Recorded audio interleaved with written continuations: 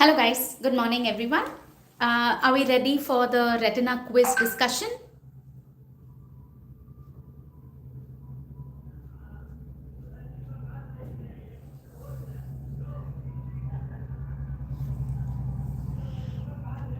Alright, so we'll start with the first question from yesterday's retina quiz discussion. All of the following are part of the triad of fundus finding of retinitis pigmentosa except. So this is what we did in the last fundus work session last Sunday evening 5 p.m. Retinitis pigmentosa, and I discussed the three findings. Of course, when it's a fundus in a triad, you have three components. So what are the three components of the fundus triad, bache, of retinitis pigmentosa? What are the three components of the fundus triad? Yes, number one, you have arteriolar attenuation or arteriolar thinning, right? Number two, you have the waxy yellow pallor of the optic disc. And number three, the characteristic finding, the black pigmented corpuscles in the mid-peripheral or the equatorial retina. So what are the components of the triad of retinitis pigmentosa? Number one, arteriolar attenuation. Number two, waxy pallor of the optic disc because of the consecutive optic atrophy. Number three, the black pigmented bony corpuscles present in the mid-peripheral or the equatorial retina. Right?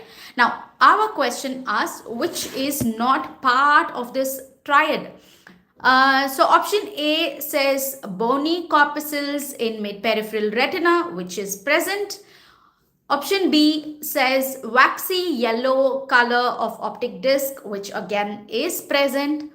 Option D, C, ring scotoma. Ring scotoma is not part of a fundus finding. No, it is present in retinitis pigmentosa, but that is a perimetry finding. It's a visual field defect of retinitis pigmentosa. So we found out our answer. Option D, arteriolar attenuation. Yes, very much a part of the triad of retinitis pigmentosa. Yes. So what is the answer to our question? So what was our question for those who are joining in late? All of the following are part of the triad of fundus finding of retinitis pigmentosa except ring scotoma, because ring scotoma is first of all not even a fundus finding. It is a visual field defect. So it's a perimetry finding. All right. So that is our answer. So shall we move to our second question? Second question is outer blood retinal barrier is maintained by. Now what is this BRB? It's not B right back. BRB is blood retinal barrier. See, I do not want blood or the components of blood or any type of fluid to seep into the retina, because if I have water in the retina, that means I've got a kind of a retinal detachment. Yes, I've got subretinal fluid. Yes, that means serous retinal detachment. So I do not want anything of that sort to happen, or I do not want an intraretinal fluid either. Yes, in that case, I would be having probably cystoid macular edema, or I would be having hard exudates where there's a leakage of lipids and proteins. So I don't want any of that to happen. So we have blood retinal barrier formed by tight junctions. So the tight junctions between certain cells form the blood retinal barrier. So we've got this two-way protection, like we got nowadays, no? Two-step OTP, or you've got a two-step authentication or verification. So like that, we've got two blood retinal barriers, one outer and an inner blood retinal barrier. So the outer blood retinal barrier is at the level of the outermost layer of the retina. Which is the outermost layer of the retina? The outermost layer is the RPE. What is RPE? Retinal pigment epithelium. Okay, so at the level of retinal pigment epithelium, we've got tight junctions between the cells forming the outer blood retinal barrier. Is that right? Now, what about the inner blood retinal barrier? Now, outer is okay. I don't want an enemy from outside to come in. Good morning to you. So that is at the level of RPE. Now, I don't want an internal enemy also. That means I don't want the blood vessels of the retina themselves to leak. Yes. Which are the thinnest vessels? The retinal capillaries. So I don't want the retinal capillaries to leak fluid or components of the fluid of the blood, like proteins or lipids. So we have tight junctions between the endothelium of the retinal capillaries. So that forms the inner blood retinal barrier. So our question is, outer blood retinal barrier is maintained by. Now you tell me the answer. Option A, Muller cells. Option B, outer plexiform layer. Option C, outer nuclear layer. Option D, retinal pigment epithelium. So the question is, outer blood retinal barrier is maintained by Muller cells, outer plexiform layer, that is your OPL or your Henle's layer, outer nuclear layer, retinal pigment epithelium. What is your answer? We're talking about outer blood retinal barrier. What is your answer, bache? Yes, please put it in the chat box. Let me see.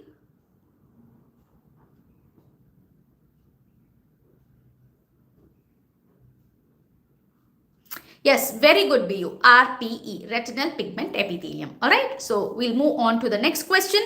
Regarding protanopia, false statement is, what is protanopia? Protanopia is inability to see or distinguish the red colors. There's a problem with a red color.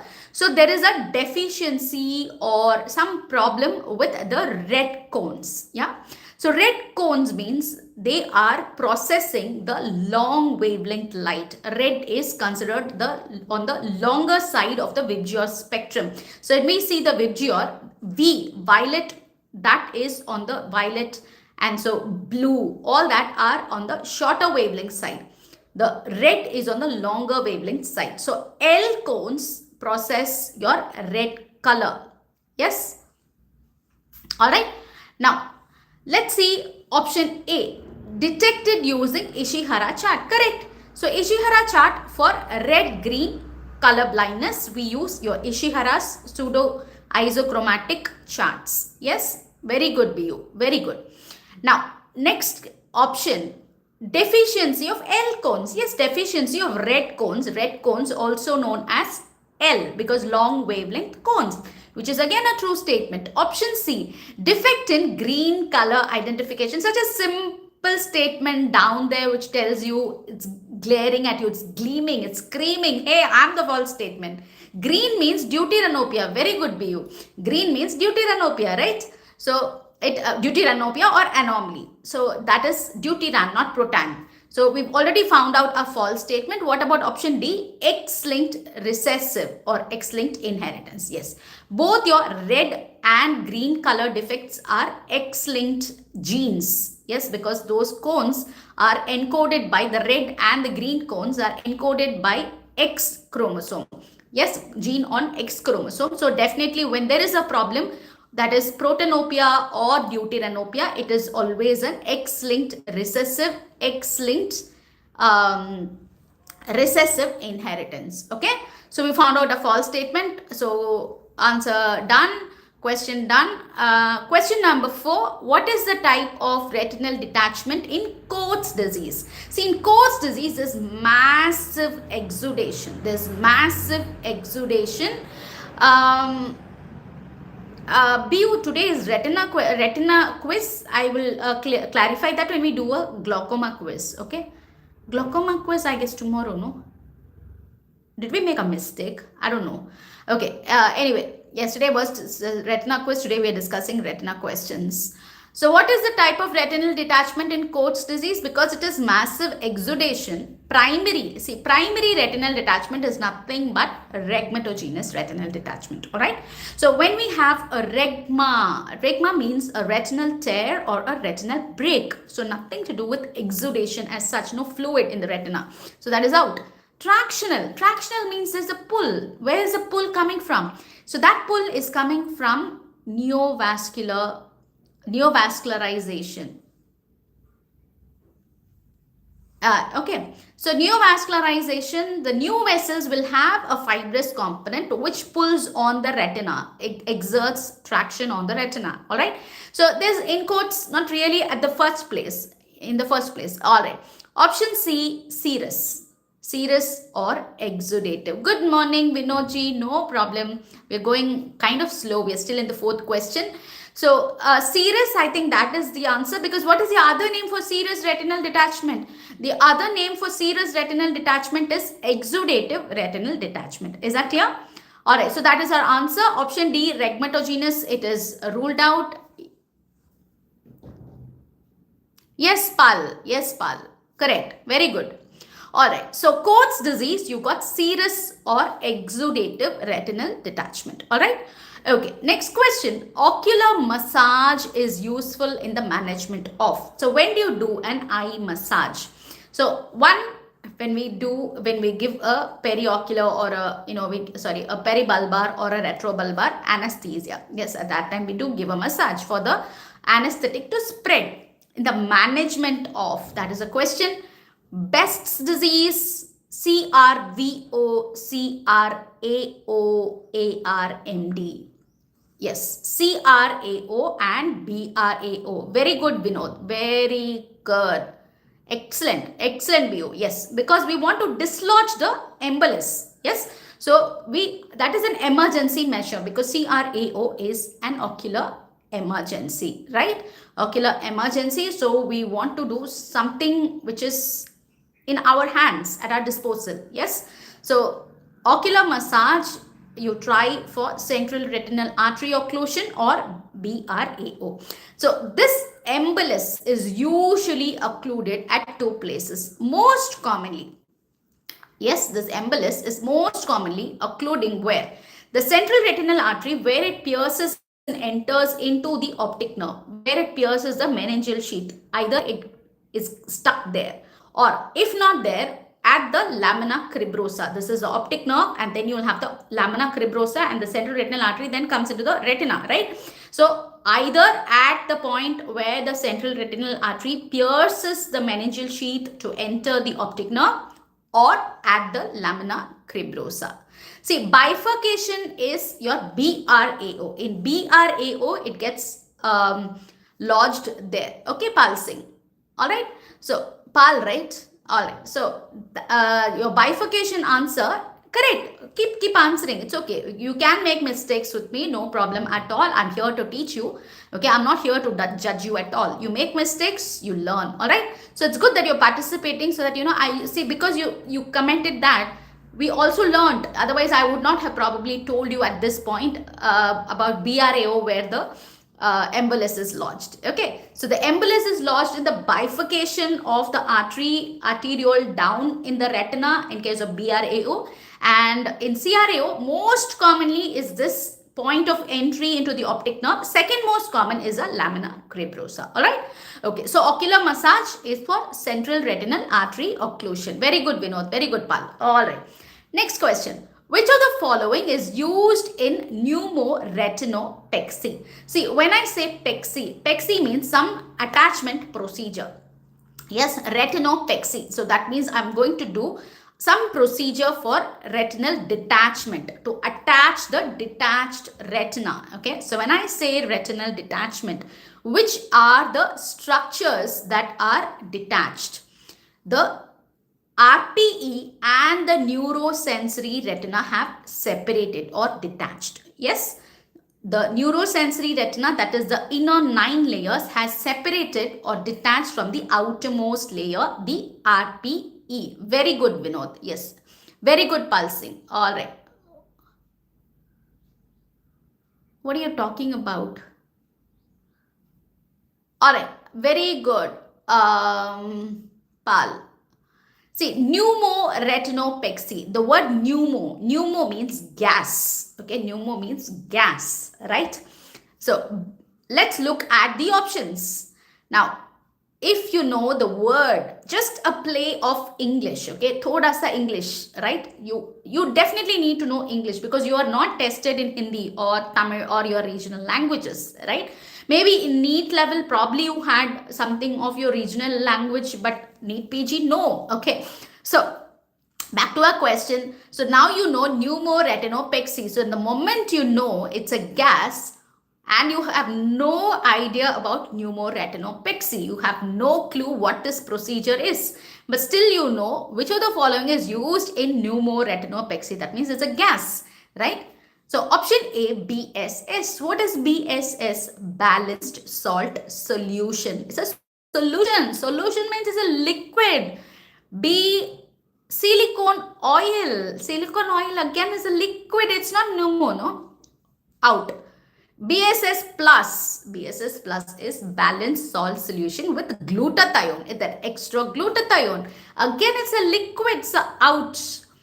So we've arrived at our answer, which is SF6, which is most commonly used again. Yes, SF6, that is sulfur hexafluoride. Isn't it easy? See, some questions are devised like that. You may have some fancy words, but if you use your common sense and don't get scared of English, thoda sa common sense, okay, and a little bit of general knowledge, you are easily able to arrive at the answer. Trust me on that. Okay.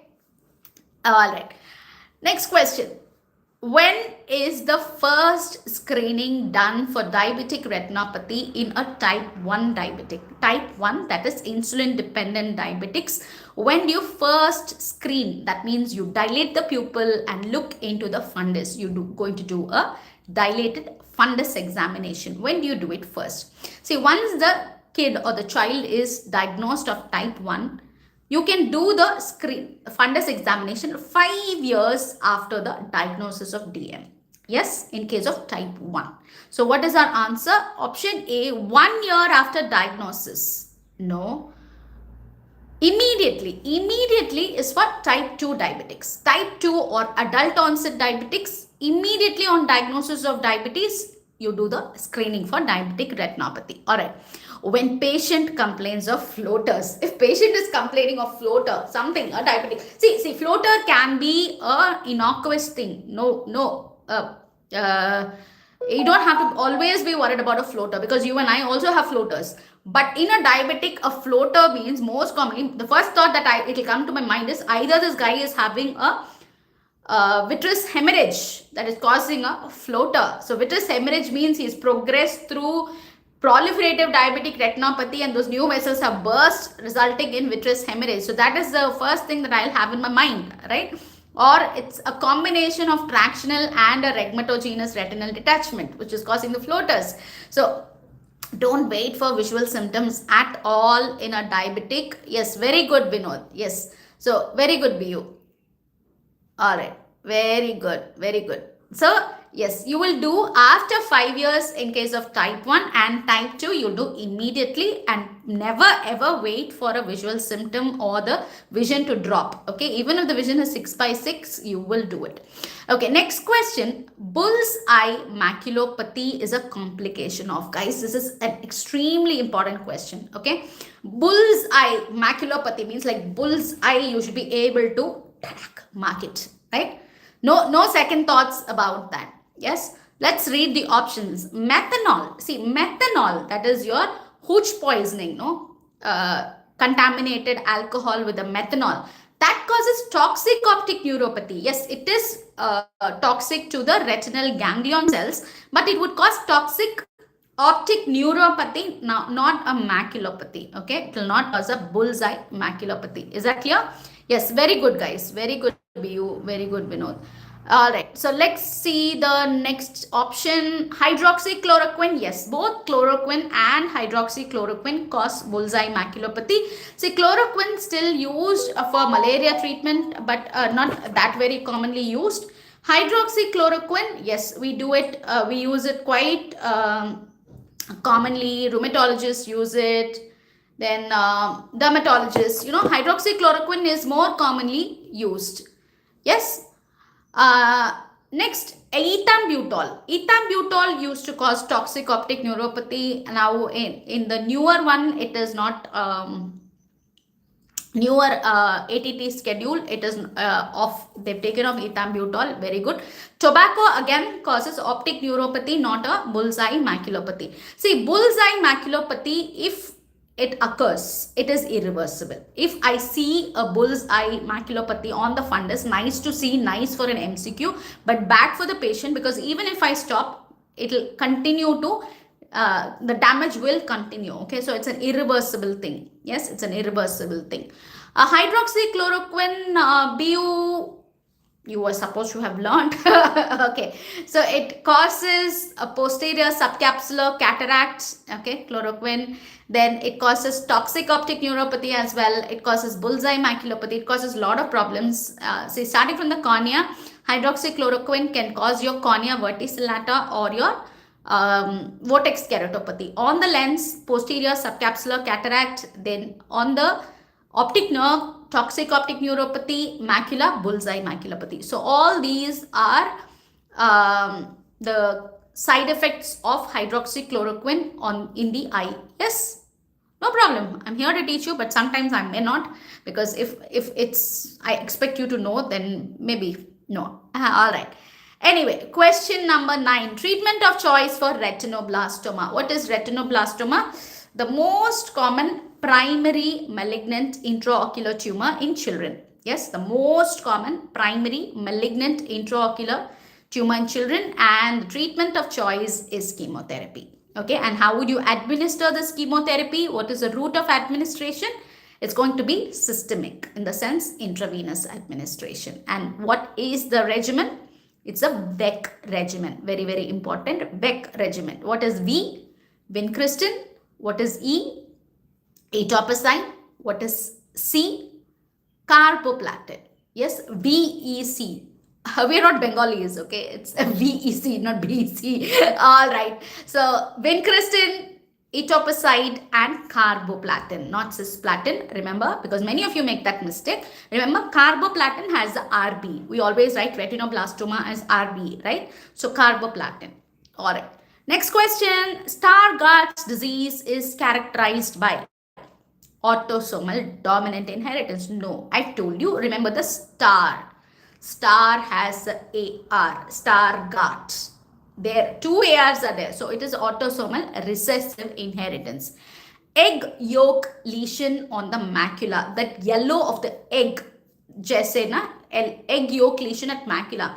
Best appearance. So that is seen in Best's disease. Okay. So that is seen in Best's disease. Very good, Vinod. So egg yolk appearance seen in Best's disease. Beaten bronze appearance on specular microscopy. Beaten bronze appearance, yes, seen in Stargardt's, but not on specular microscopy, because specular microscopy is to visualize your corneal endothelium. This is a macular dystrophy affecting the retina, the macula of the retina, right? Stargardt's disease. So you do get a beaten bronze appearance on the macula, which can be seen on ophthalmoscopy, yeah, or your fundoscopy. Where do you get beaten bronze appearance on corneal endothelium? That can be visualized on specular microscopy. Yes, that you can see in Fuchs endothelial dystrophy. Yes, very good, Vinod. Yes, it's also called, yes, see, Best's disease is also called as vitelliform macular dystrophy, and that is autosomal dominant. Remember, Best is bad. B for best, autosomal dominant. Last option, dark choroid on FFA. What is FFA? Fundus fluorescein angiography. So, FFA, you see a dark choroid, pitch black choroid, also called a silent choroid. Okay, there's no noise, but it's like a background, you know, that choroidal fluorescence is like that background blotchy noise. You get a noise, no background noise. So something like that. So in Stargardt's, it's absolutely black. There's no choroidal fluorescence seen at all. So probably that's why they wanted to call it as silent choroid. So dark choroid or silent choroid seen in Stargardt's disease. Oh, we've come to the end of 10 questions. Okay, very good. So evening today, we've got the glaucoma quiz, is it? All right. So this evening, 6 p.m., we've got the glaucoma quiz on the Telegram group. And tomorrow, 11, we will have the discussion. And evening 5 p.m. tomorrow, we will have a Fundus Walk session. And evening 6 p.m. tomorrow, we will have our images decoded session. And guys, there's a new test, there's a new TND batch which is starting on Republic Day, that is 26th. So those of you who want to enroll, you can enroll. You get you still do get a New Year discount as part of it. So 20% discount is on. And we finish portions by well before INICET. So there's an INICET batch, there's a NEETPG batch. So the entire syllabus will be done by well before INICET, and then we will have revision tests and discussion before, so that you're thorough when we go for INICET. So by the time your INICET exam happens, we would have done around 1,000 questions. And by the time NEETPG happens, those who enroll for NEETPG batch, another 1,000 questions. So that means you'll be like absolutely thorough. You can do ophthalmology questions even in your sleep. Okay. So do join us, and the link to the test and discussion, I've given it in the description. So I'll see you tomorrow at 11, guys. Bye. Have a good day, all of you.